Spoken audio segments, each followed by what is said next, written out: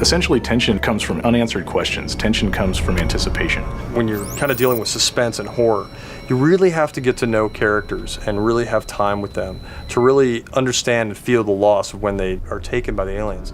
And that really lets us have a lot of different experiences and understanding of how scary these aliens are.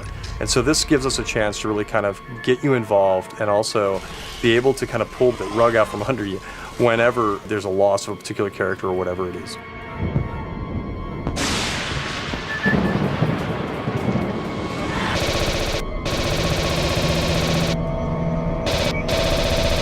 When you can survive an encounter, beat them, man, that's when you feel like a badass.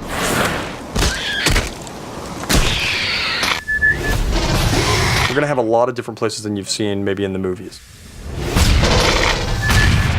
So we're going to be able to see places that you are familiar with, like Hadley's Hope. It's after the atmospheric processor has blown up, so it's been very torn up. Damn it, Winter! You are a badass, man!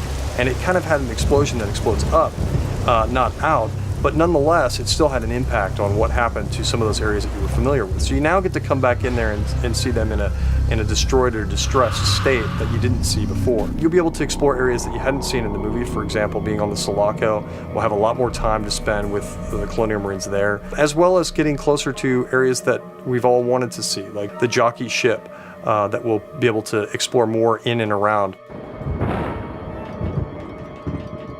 You want to have the lighting, the feel, the surfaces, the characters, the equipment, just everything that you would have seen in the movie. You want to have that be as accurate as possible. You know, Sid Mead did the original designs for the Sulaco, and he's helped us realize how the rest of that ship looks. Great. Now my friggin' tracker's broken. Just watch for red dots. That's what I'm telling you. Motion tracking, you know, that ping, and then when you hear the blip, when the aliens are actually in the vicinity. It's such an iconic sound, and when we got the source material for 20th Century Fox, the actual audio that was recorded and Foleyed and some of the other stuff that was digitally produced, man, it's so exciting to be able to play with that content and then work that content into the game.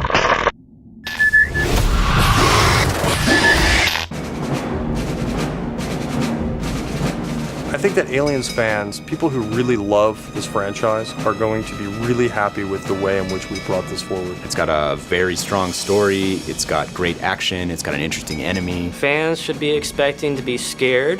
They should be expecting to be excited. They should expect a lot of action, just like the films. They should expect an experience that is an interactive version of all the Aliens films that they've loved so much and finally realized in full 3D. You know, I've made a lot of video games, I've made a lot of action games, I've made a lot of games that involve shooting and games that involve soldiers, and I mean, and games that, you know, where we're saving the world from aliens too, frankly, and I gotta be honest, I've been stealing from aliens my entire career. You know, there's always lines from the movie or situations or events where we just borrow, and it's influenced all of us. It's influenced an entire generation. When we get to spend time in the real fiction, in the real canon, it's pretty exciting because we're not borrowing from it, we're building onto it and we're adding to it. So it's just a thrill to be involved.